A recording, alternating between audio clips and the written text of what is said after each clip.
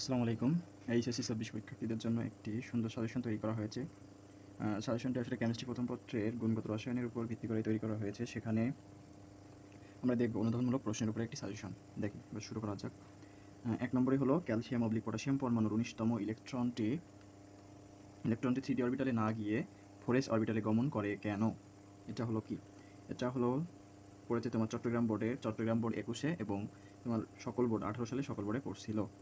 তাহলে এটা হলো কি? এটা মানে ২টা কোশ্চেন আমি একসাথে উঠাই দিছি। মানে এখানে ক্যালসিয়াম/পটাশিয়াম পরমাণুর ১৯তম ইলেকট্রনটি 3d অরবিটালে না গিয়ে 4s অরবিটালে গমন করে কেন? এটা বর্ণনা করতে হবে। এটা হলো তোমার ১ নম্বর। এটা খুবই ইম্পোর্টেন্ট।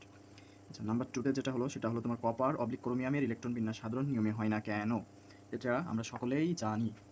এটাও ২টা প্রশ্ন। একটা হলো তোমার কপার আর অপরটা হলো কি ক্রোমিয়াম। তাহলে কি এর ইলেকট্রন বিন্যাস সাধারণ নিয়মে হয় না কেন? এটা হলো আমাদের ২ নম্বর কোশ্চেন। অর্থাৎ ২টা একসাথে দিয়া। এটা পড়ছে তোমার সকল বোর্ড ১৮ তে এবং কি কুমিল্লা এবং ময়মনসিংহ বোর্ড ২০২১ এ পড়ছিল। আর নাম্বার ৩ এর কোশ্চেনটা হলো তোমার শিখা পরীক্ষায় গাঢ় হাইড্রোক্লোরিক অ্যাসিড ব্যবহার করা হয় কেন? ব্যাখ্যা করো।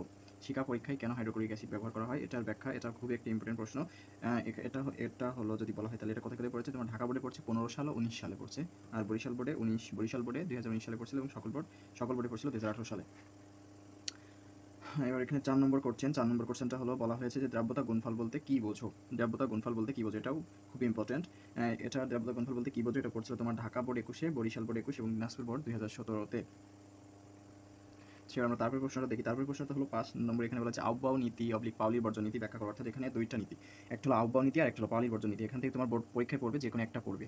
আহ্বাও নীতি অথবা পাওলির বর্জন নীতি ব্যাখ্যা করো। আমরা এটা ইম্পর্টেন্ট বলে ২টা একসাথে ঢুকাই দিচ্ছি। তোমরা ২টা পড়লে একটা পাইতে পারো।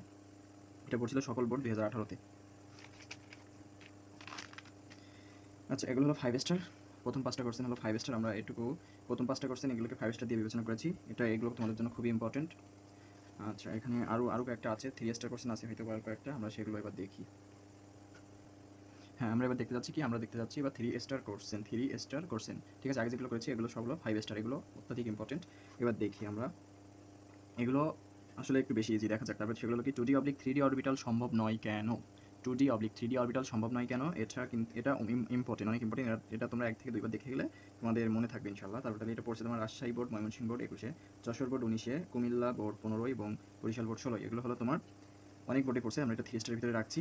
আর নাম্বার 2 হলো তোমার কি আয়ার রশ্মি/ইউভি রশ্মির ব্যবহার লিখো বা বর্ণনা করো। এখানে কিন্তু এটা হলো ২টা কোশ্চেন। একটা হলো কি আয়ার রশ্মি আর একটা হলো ইউভি রশ্মি। ২টা রশ্মির ব্যবহার বর্ণনা করতে হবে। সিলেট বোর্ড ১৯, কুমিল্লা বোর্ড ১৯ এবং বরিশাল বোর্ড ১৫ এটা পড়ছিল। আর আমাদের এটা হয়তো লাস্ট কোশ্চেনটা হলো কি অ্যানায়ন দ্বারা ক্যাটায়নের পোলারায়ন হয় না কেন? অ্যানায়ন দ্বারা ক্যাটায়নের পোলারায়ন হয় না কেন? এটা হলো আমাদের সবার শেষ কোশ্চেন। সো আমরা যে কোশ্চেনগুলো নিয়ে এতক্ষণ অ্যানালাইসিস করলাম, এগুলো তোমাদের জন্য খুব ইম্পর্টেন্ট।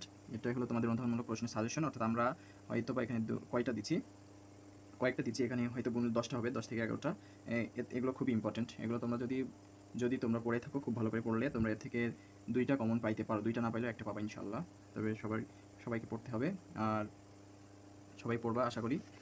সো এটাই ছিল আজকের। আর যদি কোনো সমস্যা হয় আমার পেজ দেওয়া আছে, আমার পেজে সবাই কমেন্ট বক্সে লিখবা। আর আমার গ্রুপ এখানে নাম্বার দেওয়া আছে পেজের প্রোফাইল পিকচারে। যদি কোনো সমস্যা হয়ে থাকে সবাই নক দিবা, সাহায্য করবো ইনশাআল্লাহ।